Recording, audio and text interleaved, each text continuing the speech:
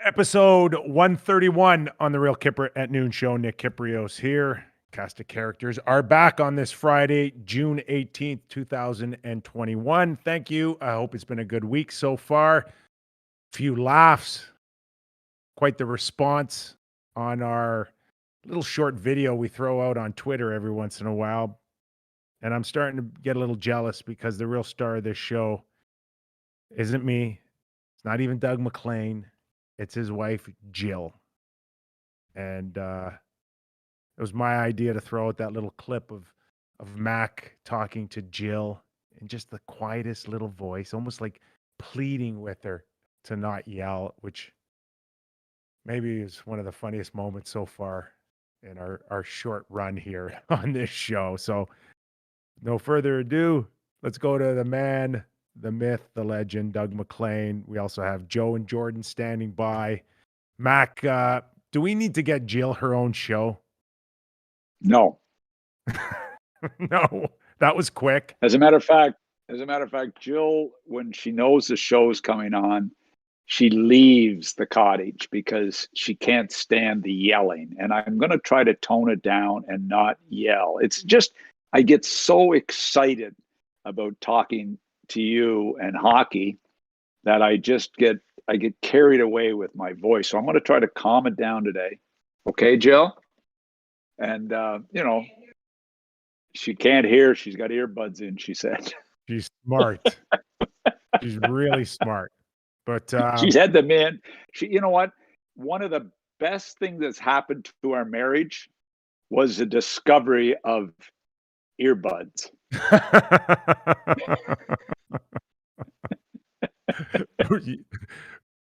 Every year you get the latest ones with the noise resistance, right?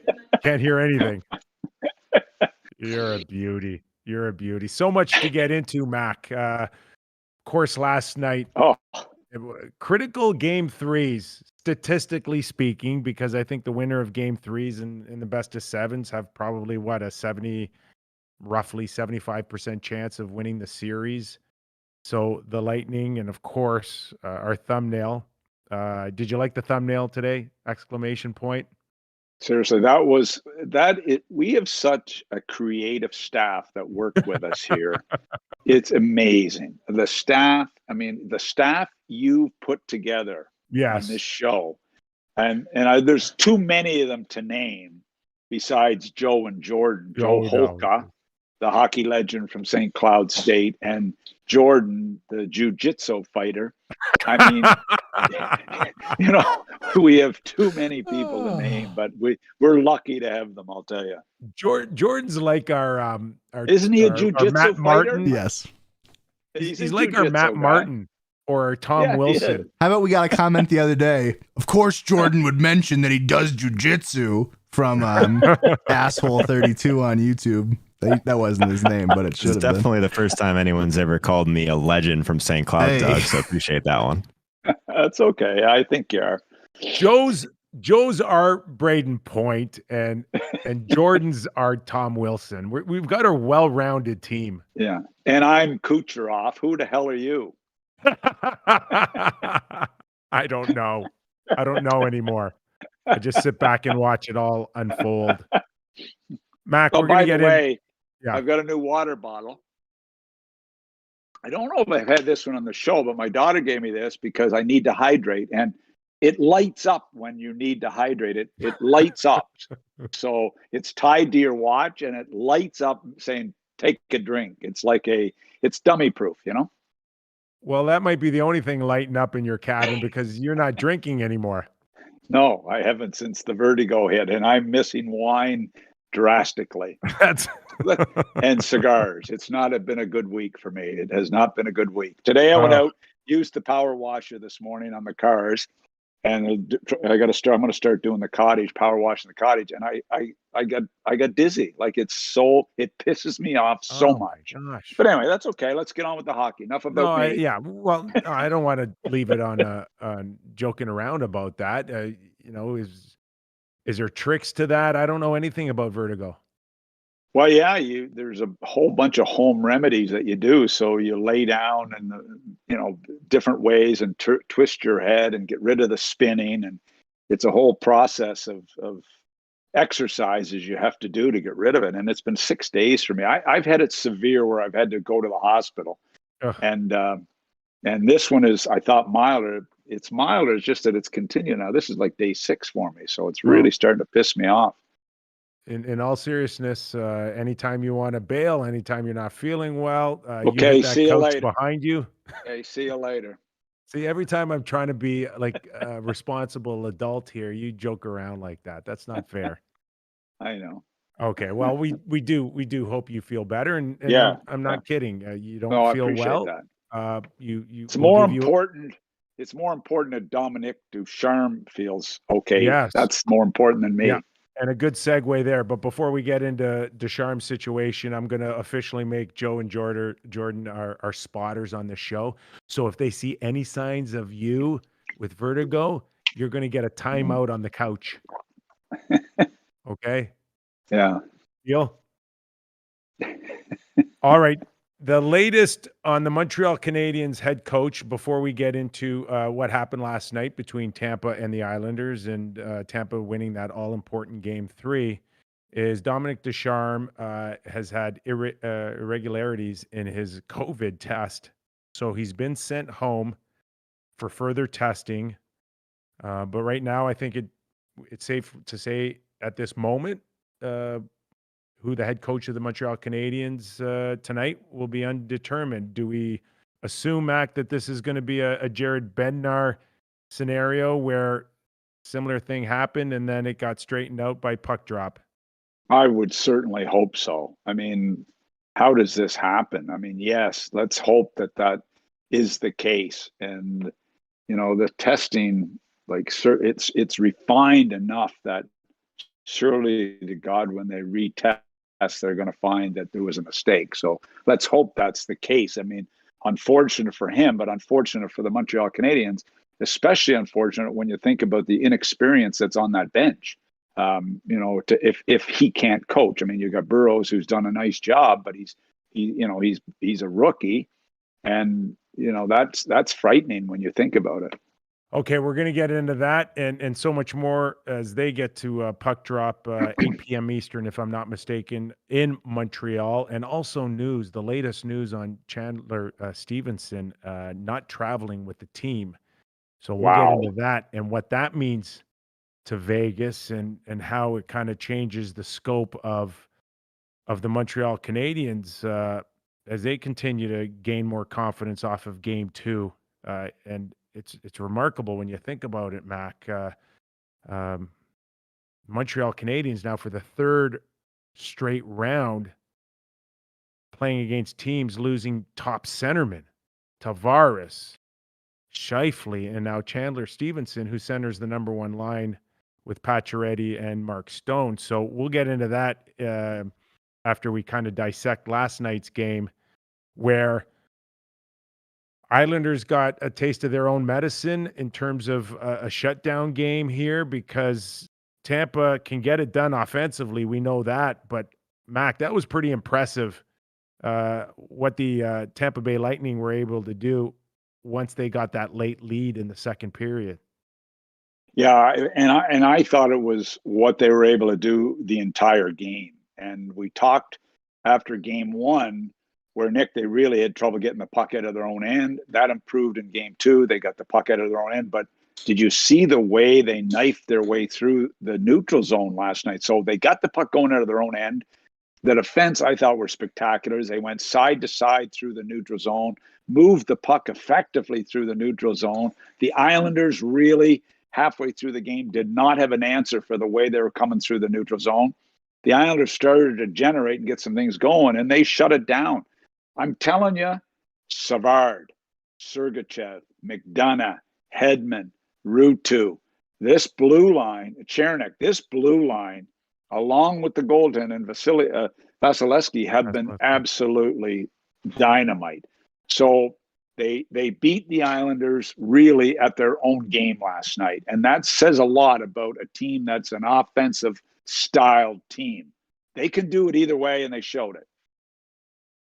The thumbnail that you spoke highly of.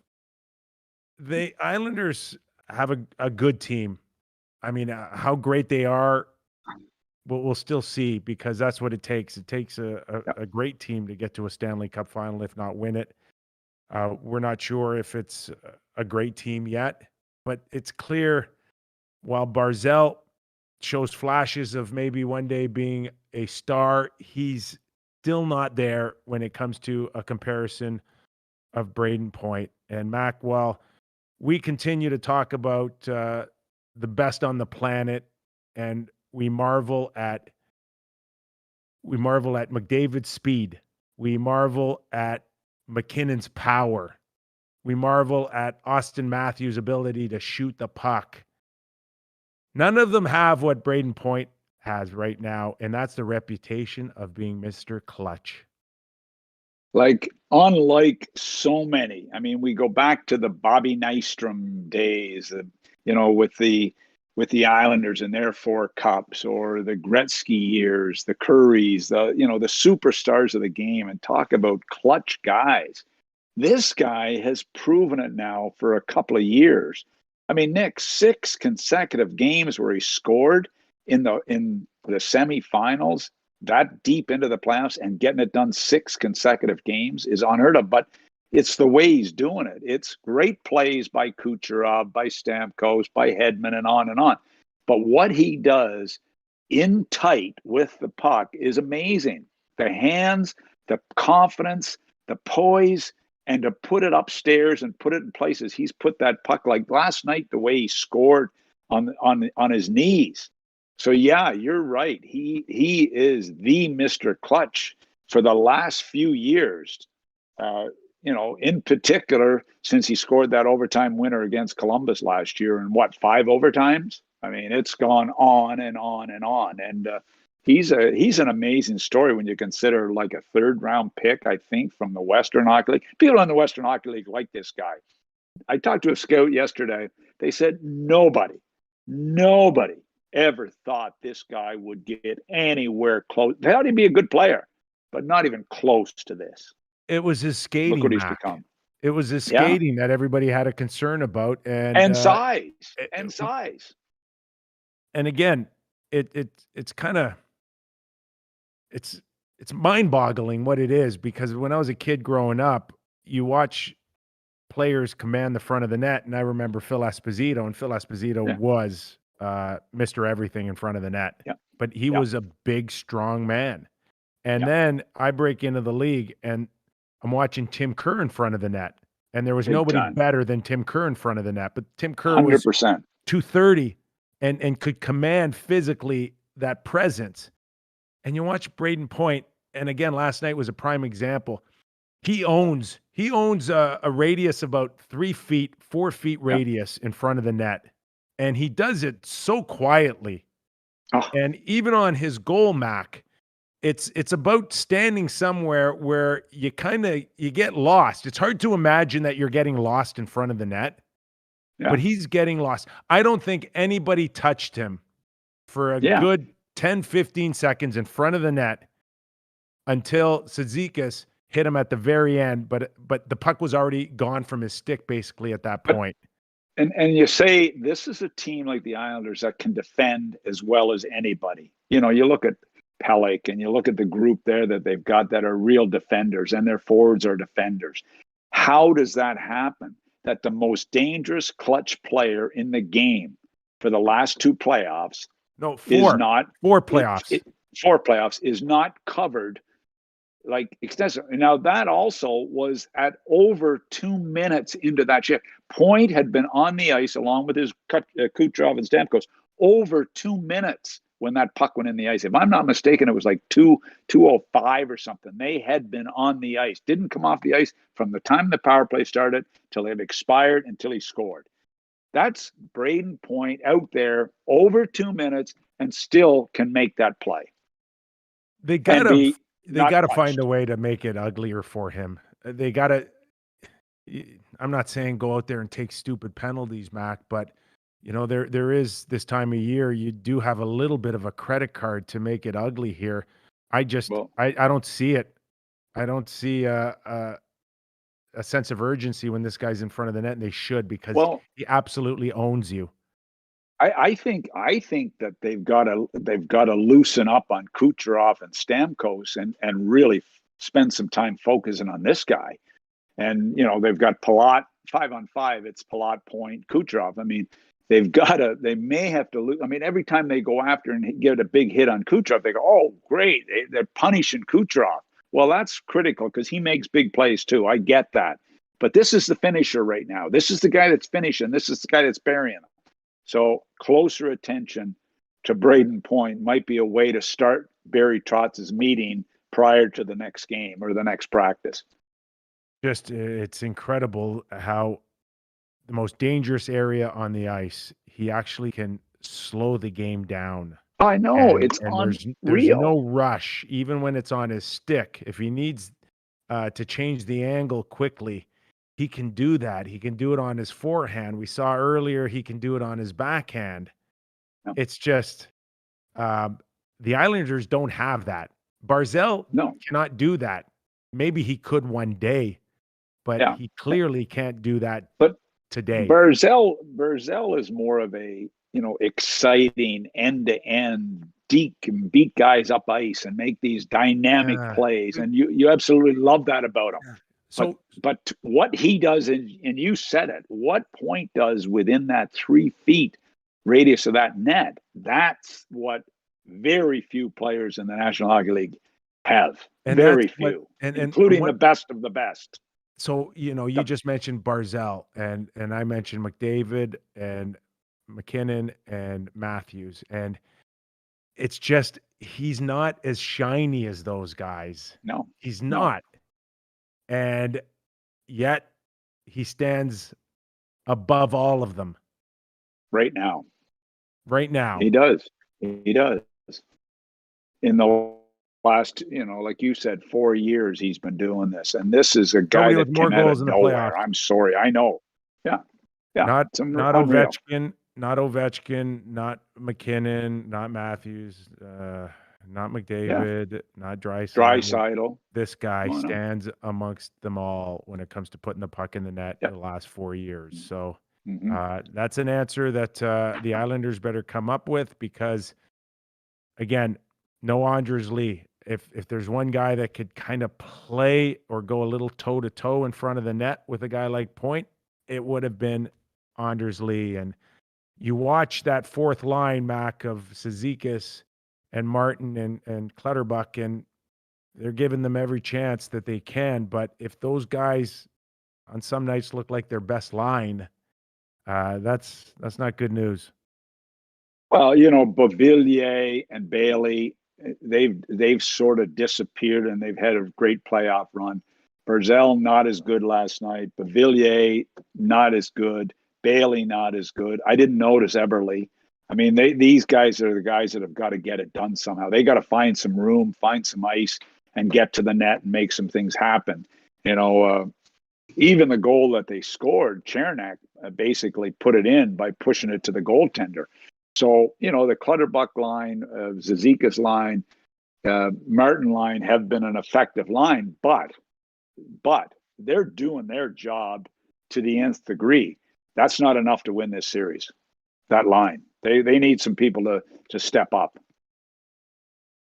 Nick Kypreos, Doug Maclean, Joe and Jordan on the sidelines. We're talking conference final here. If you're a first-time watcher, hit the subscribe button. If you really enjoyed the segment with Jill, hit the thumbs up for Jill. Not for me, not for Doug, not for the show, just Jill. Mac, what did you you hate to kind of bring up the same topic of conversation, but playoff hockey, we said it throughout the 56 game regular season. It's just a different game. It's a different look. There are no power plays. Last night we got 2.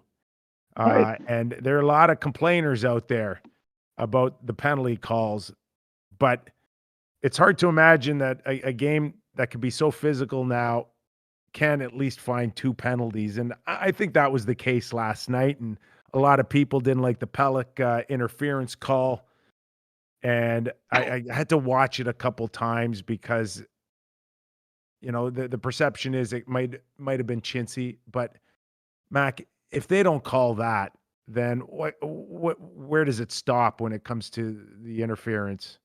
You've got to make calls that can have an impact on a goal.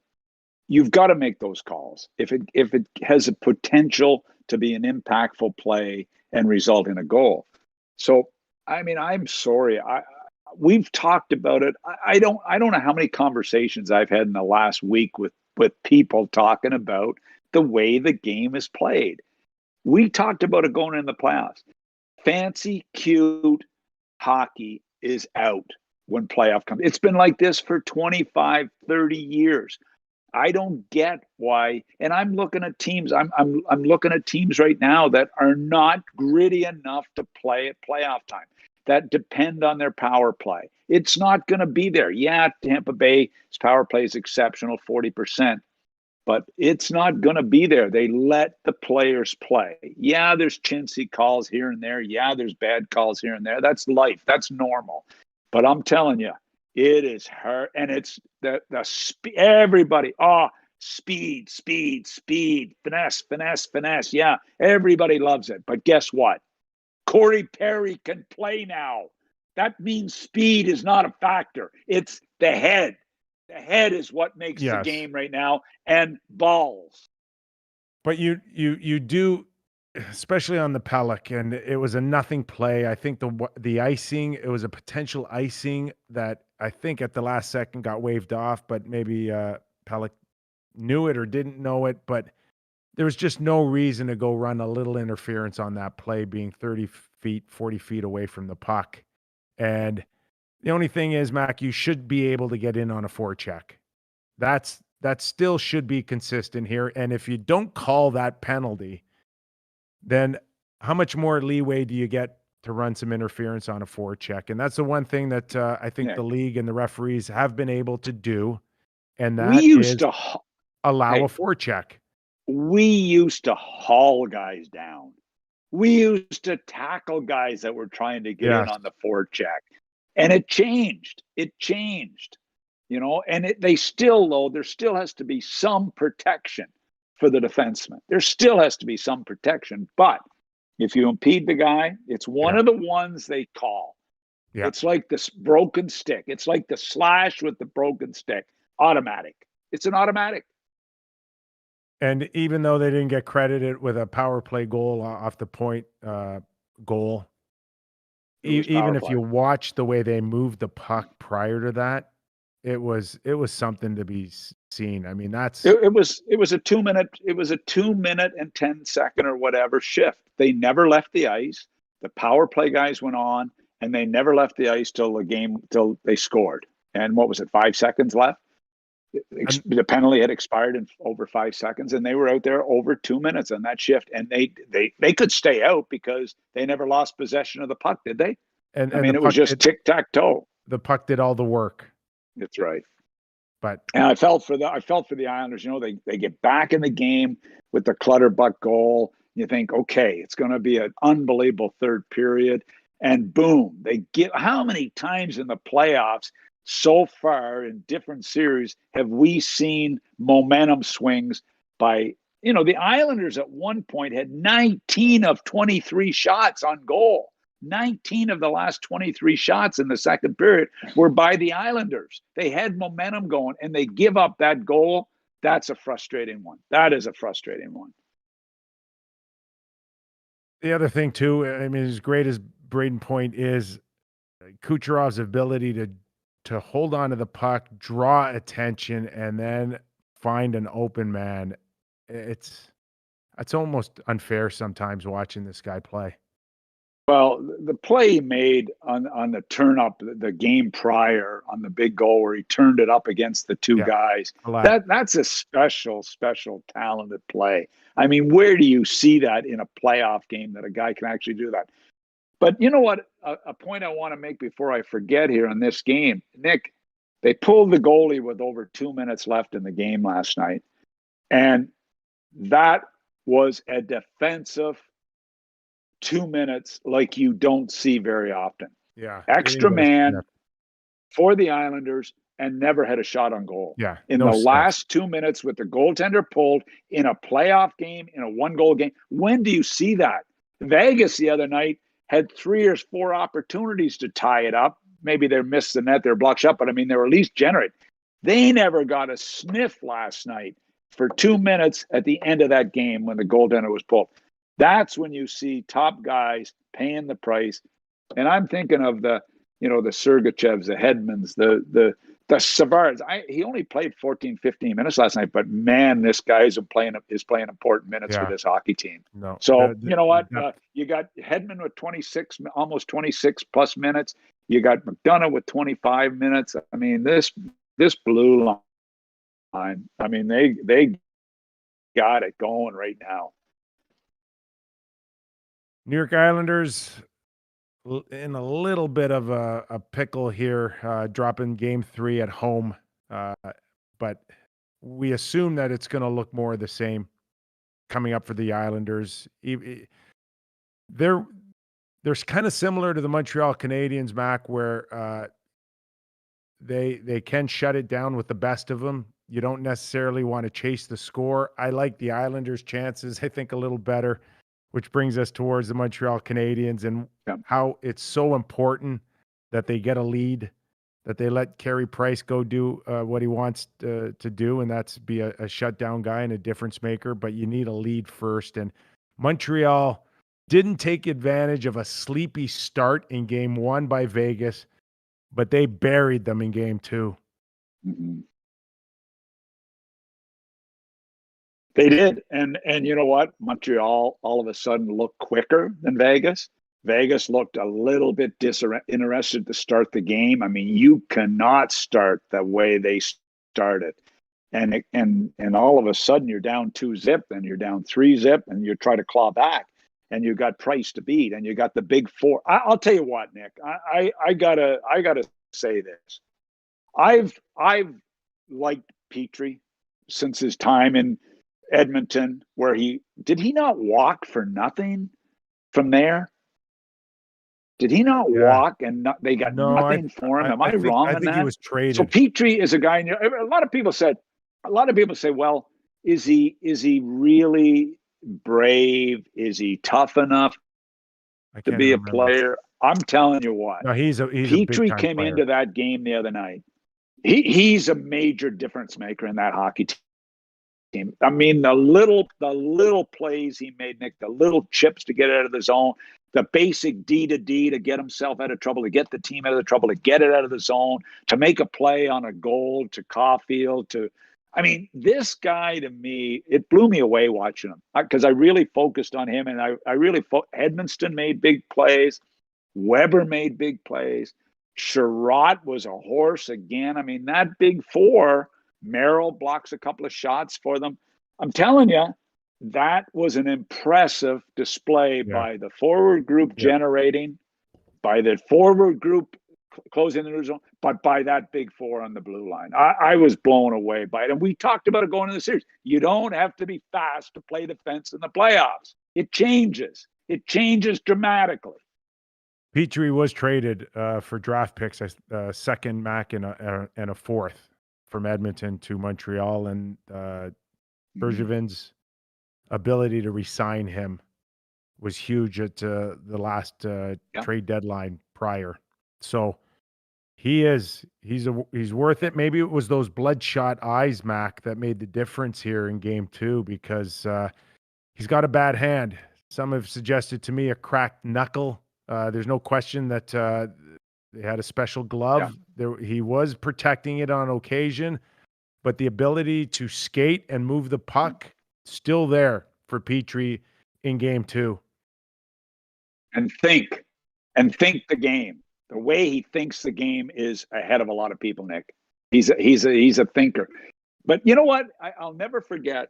We're playing in Florida, and Robert Sfala got a puck in the face or a stick in the face. I think it was a stick in the face. And he lost 3 or 4 teeth and he was cut badly. And he left the bench. This is a Czech. Robert Spale, a Czech, goes into the dressing room and he come back on the bench, sewing up, stitched up, missing his teeth. And what it did for our hockey team was unbelievable. It's guys sitting on the bench saying, "Are you kidding me?" And I mean, it goes back to Petrie. Petrie plays the game. A lot of guys would never have played. That means a lot to the kids, especially on the team, and also the veterans. That's character, man. So if you're Peter DeBoer and you don't necessarily have the reputation for having bad starts all year, and you've had the ability to come back and win games, what do you do now to make sure that you get off to a good start? Like, if you're the head coach of Vegas tonight, Mac, what do you do or say to make sure that they don't sleep the first 10 minutes of the first period? Well, look, Vegas lives off their forecheck. Vegas lives off their physical forecheck game. That's what they live off of. And if they don't start when the opening whistle starts to getting the puck deep and grinding on the forecheck, they've got to get it done. Now, you say Stevenson's not in the game. That's the number one centerman. Well, I'm watching. You go ahead on Stevenson. Yeah, I was just going to say, I'm told that Chandler Stevenson did not travel with the team yesterday, which means he's not expected to play tonight. He's doubtful for game 4 and hopeful for game 5 is what I'm hearing. And if that's the case, they've lost 19 minutes of a guy that has some pretty good chemistry with Pacioretty and Mark Stone. Yeah, you just said it. Their forwards have struggled to score in this series. Their defense have done the bulk. What do they got? 1 goal by a forward in this series so far? Okay. So I'm watching the game the other night and I'm saying, okay, Stevenson doesn't play. If you don't have Stone and Pacioretty, you have a hard time winning. You have a hard time winning the game if Stone and Pacioretty don't score, for me, because they work hard to score. So I look at the game and I see him start Waugh as this move the number 3 center to start the game. That didn't work. Then he moves the number 4 center, Kolasar, up to the number 1 spot. So you got Pacioretty and you've got Stone playing with the number 4 centerman, who I happen to really like, but I don't have him as a number 1 center. And I'm thinking to myself, why? Like, could Marchessault and Riley Smith maybe do without Carlson? Well, Put no, Carlson they don't want to break that lineup. Well, they're nuts then. If you don't get Stone and Pacioretty scoring, don't you need a top centerman with those 2 guys? I'm sorry, they're shooters. They're Stone gets the puck in flight to score goals. I mean, he does all kinds of things. I'm just thinking he never tried it once. Like, I don't know that Marchessault and Riley Smith are as important as Stone and Pacioretty to this hockey team. I know they're important. I know they don't want to break up the line, but you broke up 3 lines in the game. You broke up your 3rd line. You broke up your 4th line. I don't get it. I'm sorry. I don't get it. So maybe I'll be proven wrong tonight, but I don't get that. If he wants I would be trying Carlson with them. I'm sorry. Yeah. What does Pacioretty and Stone think when they're saying, just a minute, the number 4 centerman on the team is now our centerman? And I know he won a face-off, and I know he's a hell of I like the guy a lot. I just don't have him as a number 1 centerman. Well, that's what happens, Mac, when you have, 3 or 4 guys taking up half your salary cap. That's I know. You're right. And I'll tell you another thing, and I talked to somebody the other day. They drafted Cody Glass in the top 10 of the draft. The same draft as Suzuki. And a guy said to me the other day, like, where's Cody Glass? This is a guy that's put points on the board when he scored. This is a skill guy that can make plays, and he has not developed anywhere close to where he should be. He's maybe the guy that should have been put in there. He's on the taxi squad. He could go. They could put him in tonight. They could put him in tonight. And they put Brown in, who Hey, Brown's a solid guy. But he's a fourth liner. No. He's a fourth liner. Can you not put more skill in that lineup? Anyway, just my own opinion. What about bumping Alex? I didn't say I was right. I'm just throwing it out there that I really question it. Sorry. What about Tuck? Wouldn't you try Tuck with Stone and Pacioretty? I would try it. But what is it? They don't want to break up that line? I mean, yeah. Like seriously, they broke up every line. They broke up 3 lines to try to fix that. And Wall went in, Kolasar went in. I guess. I mean, that to me is a big thing for tonight. That's a big thing for me tonight. Maybe I'm out in left field. And I know Peter's had great success, and I know it, but I couldn't figure that one out watching the game. Sorry, I couldn't figure it out. Well, anyway, just a thought. We're trying to make our guests, we're trying to make our people that listen to the show think a little bit. And a lot of them think I'm crazy, but I'm just saying, think about it. Well, it's not a secret, Mac. If you can get a lead and sit on it, it's not the most entertaining hockey, but for Montreal and the Islanders to advance, they got to bring down that level of, dare I say it, even entertainment for all of us. They can't exchange chances. They got to dummy these teams down. I'll tell you what entertainment is. When you're coaching in this time of year, entertainment is when you walk off the bench at the end of the game and you have a W. That's entertainment. However you can do it. You know what? I don't care. I got to give Dominic Ducharme some big time credit here. I've talked about him this year and said I like him as a coach. Then I question him, his experience. You know, how do they go by Julian for his experience? I'll tell you what, the guy's done a good job. They've done a good job, and they're playing the way they have to play. Well, and I'll tell you what, I don't know if it's going to last. But I know one thing: this is not an easy series for the Golden Knights. It does have Julian a little bit tied to it, just in terms of the shutdown game. They've taken the recipe from their first round win last year against Pittsburgh, and they've applied it, and they've ran it a lot longer. Like, Nick, who in God's name would ever believe that Stahl, Perry, and Armia would be one of their best lines? Yeah. You talked about the fact that Toronto, that they begged Toronto to sign this guy. I know that for a fact, and you know that for a fact, that they begged Toronto to sign Perry. You know that. And now they didn't. They decided not to. He's as important as anybody else on that team right now, Corey Perry. The line has got over 20 points in the playoffs for them. And Stahl, Perry, and Armia, like somebody said to me last night, Joe Armia does not look like a fourth line winger right now. He looks like a second line winger. But Corey Perry is doing a lot of little things, little plays below the goal line, getting the puck out, bugging people off. And I'll tell you what, somebody said this to me last night. I guess I talked to a lot of people.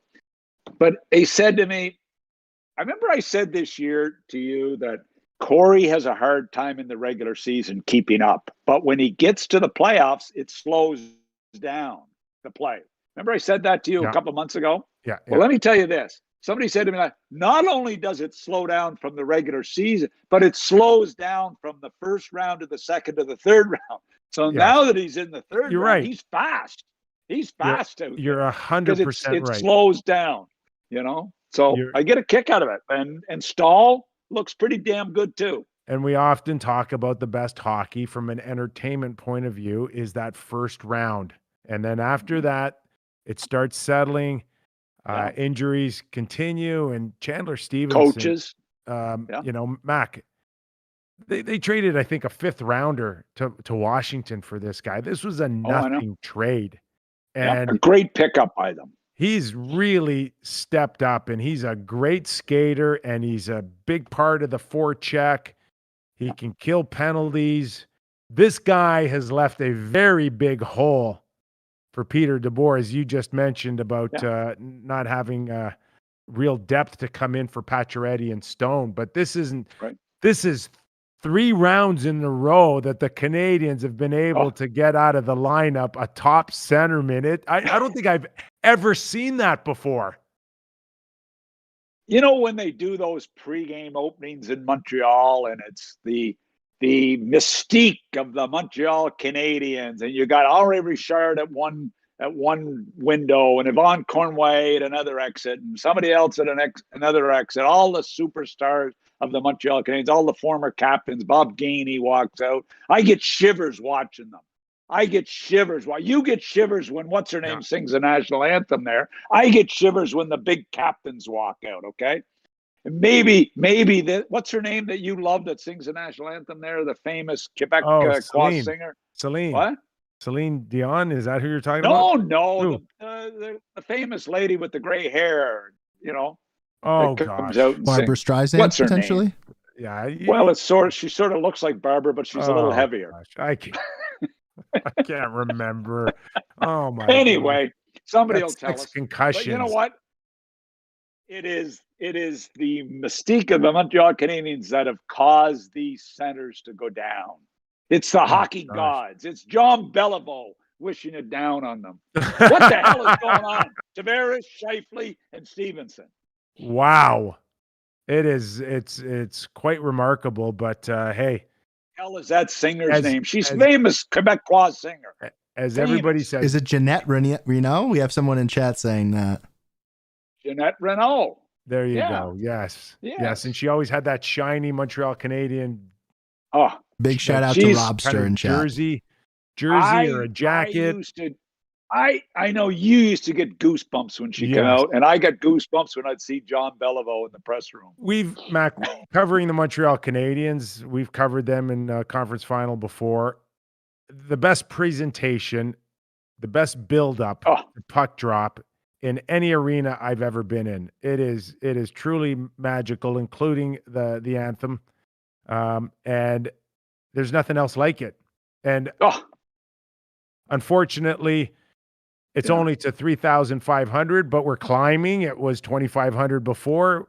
We get another 1,000 in Montreal for tonight's game. But there is no better place for playoff hockey than Montreal.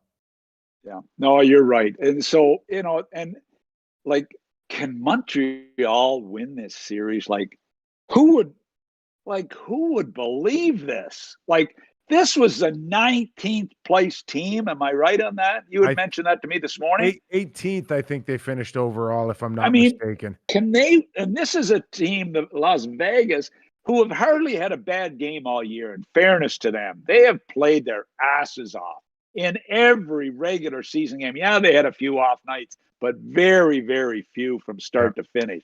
I mean, is it possible? I mean, but I'll tell you what.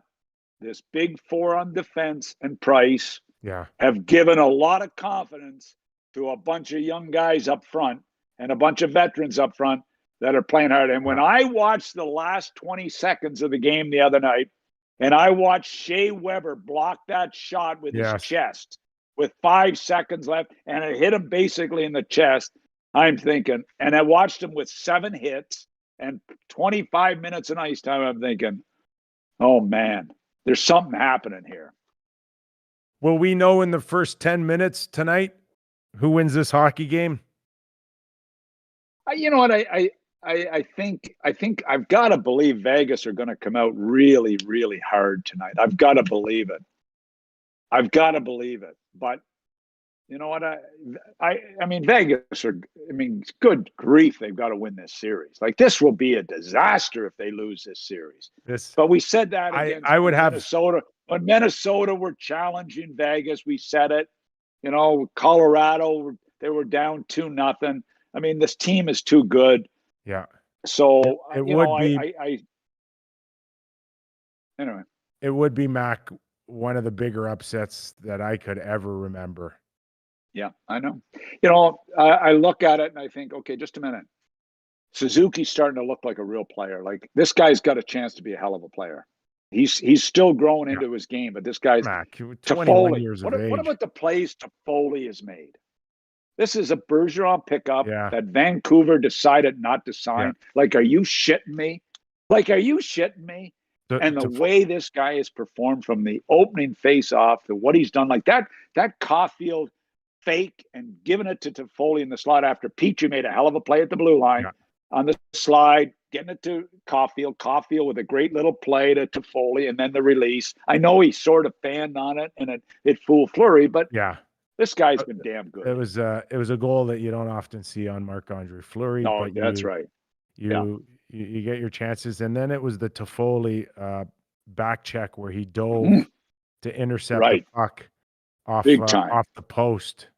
And big time. They've got something going right now, and if they can feel that energy in the first 10 minutes, but Vegas, you're right, they're going to have to get like shot out of a cannon tonight. There's no reason why that Vegas should not be able to come out and at least show a lot earlier that heavy forecheck. But being sleepy 2 games in a row won't. But I don't know if the heavy forecheck is going to bother now that if Petrie can stay in and this big four can stay there. I don't know if the heavy forecheck is going to bother them as much, Nick. I don't know that. That's going to be a real test tonight. The other guy that we've got to touch on here is Danault. How the hell is a guy who never scores a goal? He had 5 goals this year. He never had a goal in the playoffs, and he was the most valuable player in the Leafs series. I mean, how the hell's that happen? He may win the goddamn Conn Smythe, and he may not score a goal. You can just play defense. You can just get it done defensively. As long as you win games 2-1 and 3-2, I guess, at the most, it's not that important. But if you start losing 4-1, 5-2, then they're going to look for more goal scoring. It's a strange thing, but they're getting it done by getting situational goals. And I think Gallagher said it best earlier in the playoffs. We think 1 is enough. How many teams can say that? What about him leaving the ice with the bloody face and the, So look, I mean, there's a lot of guys paying a big price and battling hard with the physical play. And I mean, you know what? You gotta I watched Ducharme in the third period in particular, and especially late in the game, how he used, and how he got him out there to maximum usage, not getting caught without him in key situations on the ice. I mean, I thought Ducharme did a hell of a job in that with that aspect of the game, and that's critical this time of year that you're not missing assignments with getting the right people on the ice at right times. So, you know what? There's been a lot of good stories, but you know what? Where does Pacioretty? What does Stone? Like Stone looked frustrated from. They showed Stone 10 minutes into the game, and he had a frustrated look on his face. Was it because Stevenson wasn't there? I don't know, but he had a bit of a frustration. So. I think, Vegas will battle tonight like crazy. That's what they're made of, Stone definitely expects more of himself, and it'll start as early as tonight in Game 3. All right, couple of news and notes around. No big surprise that Rod Brind'Amour stays in just Carolina. One thing. Isn't it amazing? Yeah. Just one thing before you go there, Nick, I want to say, isn't it amazing? We talked for 25 or 30 minutes about the Montreal Canadiens, and you know who we never mentioned once? Carey Price. It's hard to believe. I think I snuck him in a little bit with 1 goal's enough for this guy, but you're right. It was not, and I think it just speaks volumes that he's not standing on his head spectacular to steal games. He's just making saves that he's supposed to make. Or you expect a $10.5 million goaltender to make, which could be spectacular for others. With a few spectacular ones. Yes. Right. Yeah. With a few. That's why you pay $10.5 million and not 6 or 5.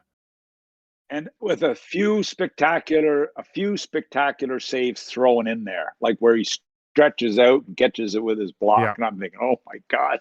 Anyway. All right. Fun. It's playoff time. No real surprise on Rod Brind'Amour. It is the $1.8 million Mac, and he's comfortable enough to think that people around him will get looked after, which is great. But Where does that leave us now with Rick Tocchet and Seattle? You got to assume that that's the guy.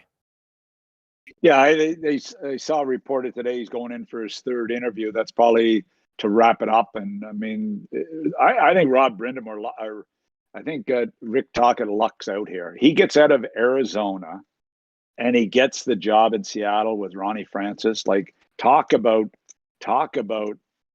getting an unbelievable break in your career. I mean, he could have been in Buffalo, maybe. He could have been in some of these jobs. This to me is a great job in a great city with an organization that has a chance to be a really good organization.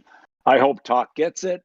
And I'll tell you what, to me, it's a big break in his career. Does he deserve it? Yeah. I mean, he hasn't had a lot of success coaching because he's been with Arizona, but this is to me is a big break, and I'm glad he's getting it. I had a scout tell me the other day that this should leave Buffalo in a position to be really aggressive on John Tortorella, and that's exactly what the organization needs to get some attention, to get some credibility back, to get some accountability back. He would be the perfect guy in Buffalo. So Don Granada sounds like the guy that, that Adams is leaning to. That's what it seems to be the situation. But here, to me, I heard this the other day. You want to talk to Jill at all? No, the Island hot tubs are phoning, and Jill's outside power washing. Can you hear that?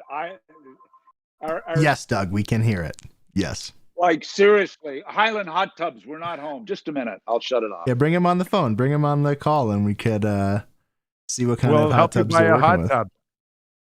We already have a hot tub. Jill was phoning. There was something wrong with it, so they phoned there to check. So they're always broken. Anyway, they're always broken. Seriously, the hot tub. Well, it's not broken. There's something wrong with the bromine or something that Jill's in charge. Be careful with we the don't care. Anyway, we don't it doesn't care. matter. Listen, here's what I heard. As they say on PEI, I'm not telling you it's the truth. I'm just telling you what I heard. Okay? Somebody mentioned to me that a friend of John Tortorella's is trying to buy the Buffalo Sabres. Have you heard that? I have not. Okay. But have I heard that the Pagulas don't love the Sabres as much as they love the Bills? Yes. I'm just telling you what I don't know if it's true. I'm just telling you what I heard. So Mother used to say that to me all the time. Doug, I'm not telling you it's the truth. I'm just telling you what I heard. Now, Tortorella, I don't see Kevin Adams hiring John Tortorella. I don't. I see him hiring Don I'm Granado. not suggesting that he is, but that, again, just in my earlier conversation, they're saying that's the guy that they should be going for. And if his buddy's buying the team, he's got a good chance. But I don't know if that'll happen. I agree with you 100%. I like this organization needs a shakeup. I'm not a huge Tortorella fan, but he did a good job in Columbus. The problem with Torts is the carnage that goes along with it. The carnage of a Dubois, then that's my problem with Torts. Well, but Buffalo needs something. What would he do? What would Tortorella do with a guy like Jack Eichel? Like, it wouldn't even be a fair fight. Right? And Torts is 63, and it wouldn't be a fair fight. It wouldn't be a fair fight. Like what did Gordie Howe say? He said, I could score 30 goals. And the guy said, really? He said, well, I am 52. Remember Gordie said that when he was 52? Yes. Something about, I could score 30 goals. Well, I am 52. Yeah. Or 62 or whatever. I don't know. Well, who knows with Buffalo? I gave up worrying about Buffalo a couple of months ago. All right, what else is going on? What'd you think of Jason Spezza? The Leafs raced. I guess there was going to be a floodgate of people taking runs at Jason Spezza that Kyle Dubas needed to lock him up. Like, what is that? Like, you couldn't have signed Jason 2 months from now? I mean, you were worried he was going to go somewhere? Like, it's a PR move because Spezza's a favorite. They like him, and this takes a little bit of heat off management. And like seriously, come on, figure out Hyman, okay? Figure out Hyman before you worry about signing Jason Spezza. And Jason says, "I'll take less. I would have worked for nothing." Sounds like me at Sportsnet. Don't worry, Rob Corte. Don't worry about me. I'll work for nothing. Don't worry about me. Give Nick the money. Don't worry about me. I'm almost wondering, Mac, if that was strategic to sign Spezza, knowing that how he feels about how he would take less if he could. I personally would not like that comment if I'm not only Zach Hyman or any member of the Leafs, but any player in the Players Association, that I would take less if I could. If you're Zach Hyman right now, aren't you a little pissed off at Jason Spezza? Because all the Leafs can do now is turn around to Zach Hyman and say, why can't you be more like Jason Spezza? Yeah.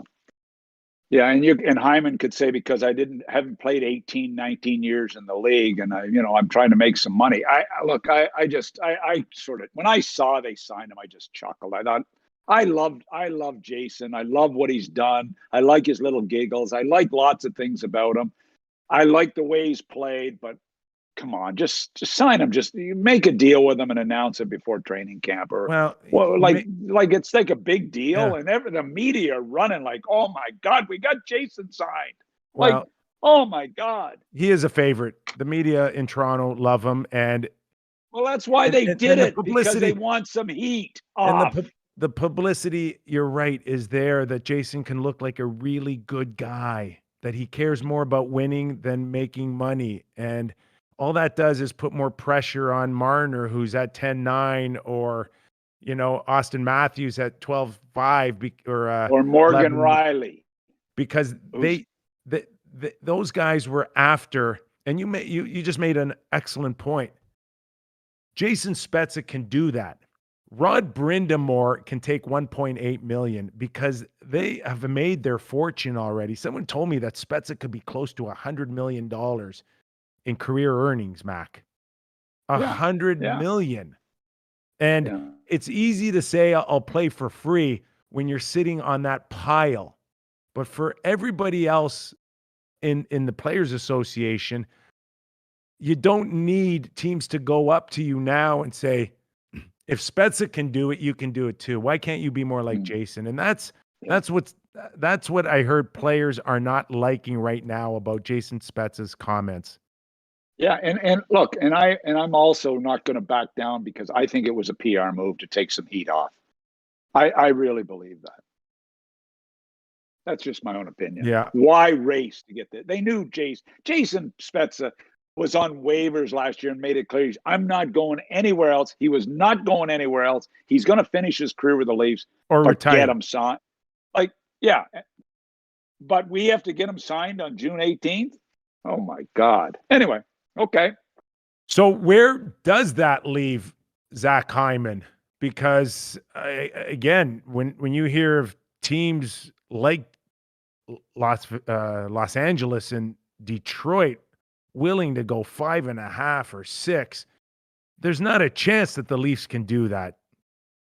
They got 12.5. What do they got? $12.5 million in cap space to sign 9 players. I guess it's 8 now because they got Spezza done. So I'm thinking, is there a guy on the Leafs roster that plays playoff style hockey, which is what they need more than anything, is somebody to play playoff style hockey? He was injured this year, late. Did that affect his play? Maybe, probably, yes. But is there a guy that plays more of a playoff game on their roster than Hyman? I'm sorry. This is a guy that if they lose Hyman, and people say, well, they're not going to break up their big 4. Well, I'm telling you, before I lose Hyman, you better do some serious soul searching as to how your team is going to perform at playoff time, because he's one guy that brings it. You would break up the big 4 to keep Hyman? I would break up the big four to get Hyman signed and to add another defenseman that they desperately need. I said going into the playoffs, they weren't deep enough in the blue line. I didn't like their blue line. I've loved Morgan Riley. Wow. Muzzin gets hurt too often for me, but I love him. Hall's fine. That blue line wasn't good enough to play at playoff time. Sorry. So something's got to give to improve their team. So, and if they think they can keep doing it with those four guys, you could trade Mitch Marner's 10.9 and end up with 2 5s, which could be close to signing Hyman and getting a $5 million defenseman, say like Savard. What about and I know Martinez has played out of his mind. Martinez is unrestricted. I know, but you could probably get him on a fair deal, short term. But look, I hate to move Marner. I'm still saying, I know Nylander was great. Nylander was great in the playoffs. I know he played great. He's still the guy for me, but it's going to be him or Marner. Something's got to give on this big four. They can't move Tavares. Wow. And there's not a snowball's chance they're ever going to move Matthews because he's too good. Tavares was kind of the wrench in all of this, I think. And I've gone on record with that before. And Tavares is a nice player, but they didn't need him at $11 million.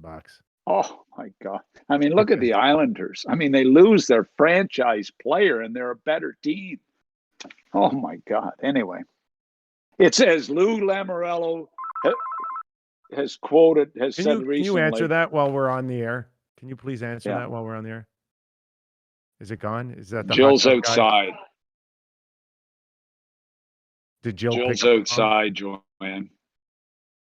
And I'm on doing my show. So if you go on and look at Real Kyper at noon, you're going to be on the show. Say hi. It's Joanne Knight from Spring Valley. See you later, dear. Bye. Bye. Bye. Well, I wanted to talk to her. No, she's busy. She was frustrated. She got frustrated there. Anyway, I got to look after things here. We could have really ended up this Friday show on a high note with that call, but I learned how to put Do Not Disturb on my cell phone, but I don't know how to put Do Not Disturb on the goddamn house phone now. I got to figure that out next. I got a tip for you. One phone at a time. You throw it away and disconnect it. That's how you do Not Disturb on that one. Hey, great effort today on a Friday. We're done with the Leafs, aren't we? I hope so. I was done with them 2 weeks ago. I don't want to hear about them till next fall when they're ready to win the cup again. Do you try to re-sign Morgan Riley, or do you just say no? I'm going to try to re-sign Morgan Riley because he's their best defenseman, and if they lose him, oh my God Almighty! This is what happens when you put yourself in this situation. I mean, I know I like Kyle. I know he's a smart guy, but oh man, they've got themselves in a mess right now, and it's been talked about till we're blue in the face. So fix it, boys. That's what you're paid the big dollars for. All right, Monday we'll get. I couldn't fix it in Columbus, and I got fired. So guess what? You don't fix it, you're going to get fired. So I'd try fixing it. It's coming from experience, folks. That's just not anybody saying that. That's coming from a guy that's been fired a lot. Lived it. That's the last chapter in my book, by the way. Getting fired. The conclusion is what the last chapter of my book's going to be. I can't wait. Make sure no one calls you to interrupt that chapter. Sorry about that for all the listeners out there. It's not fair to our listeners to have to put up with that shit. I think the listeners are they expect the unexpected when it comes to watching you on this show. All right. Is your water bottle lighting up? Is it telling you need a sip? No, it's empty. It's empty, but I can hear. Can you hear Jill with the power washer out back, just pounding the back of the cottage here? No, that must be a very high quality electric power washer that doesn't cause a bunch of noise. Yeah, because I can hear it. But anyway, I'm gonna have to discuss that with her. Is she a little pissed off that she's doing work around the cottage? By the way, she did not know. She did not know about that clip, and I got caught at the start of the show when I said Jill's clip got 28,000, and she said, "What clip?" She did not know about that, and I tried to I tried to skirt it, but You've got of course some Jeff explaining Rimmer to can't do. wait to phone. Hey, Jill, I saw you on TV or You've on got- YouTube TV. Can you talk your way out of it? Oh yeah, I'm fine. She's forgot about it. I think a great way to talk your way out of it would be go pester her while she's pressure washing. Get real close to her, give her a good aim and see how it works. I'm good at, like, people say you're like a gnat. Like Millard used to say that. You're like we used to say that about Millard. He was like a gnat. He used to pick at you. Hey, Anyway. they better win tonight because they're starting to mess with his Stanley Cup ring. Oh yeah, they got to win tonight. I still They gotta can't win believe tonight. that he's got a better chance to get a Stanley Cup ring than you do right now. I know. That's okay. I'll be able to borrow it here he's not coming this summer. Somebody said he's working the Olympics, so I don't know. Good. He's not coming to PEI this summer. Hey, Mac, Keep do you have him a busy. prediction for us? You hit it right spot on. Mystic Mac over there at 2-1 the other night. No. He had it was 3-2. 3-2, I was yeah. I thought, okay, I'm getting off the air without a prediction. Yes. I'm getting off the air without a prediction. You got Montreal going up. Canadian fans want to hear Can that. Montreal win tonight? Hey, what's the answer? I've been wrong so many times that I'm gonna say Montreal's gonna win tonight. Wow, everybody's running. I got to, Montreal winning. place their bets now. Do I need to give a score? Isn't that enough? 2-1. Oh Jesus! Don't count on me with the bets. Don't count on me on BlitzBet with the bets. Don't count on me. What do you got for us? 3-2 again? I got them winning. I don't know if it's going to be 3-2 or 4-2, but I got them winning. But That's I've good been enough for wrong us. so damn We'll many take times that. that you can't count on it. No, it's you're feeling it right now. Maybe it's the Jean Beliveau thing you mentioned earlier in the show. Something's going on for the Montreal Canadiens. Jeanette Doug Renault. McLean's riding it. Jeanette Renault. That's it. If she Yep. sings tonight, it's over. I know. All right, Mac. Man, oh man. Oh well, I can't believe they can win, but I'm saying it. We'll see. Okay, guys. Thanks. Hey, Thanks for having me. For Vertigo, man, you did terrific today. Oh, my head's spinning. Well, Maybe we hope that's you why feel I've said better. so many dumb things. A hell of an effort on your part. So anybody that has not given Doug Maclean the thumbs up for powering right through this show, please do. And if you're a first-time watcher, subscribe. But Doug Maclean from PEI, everybody. Cabin and all.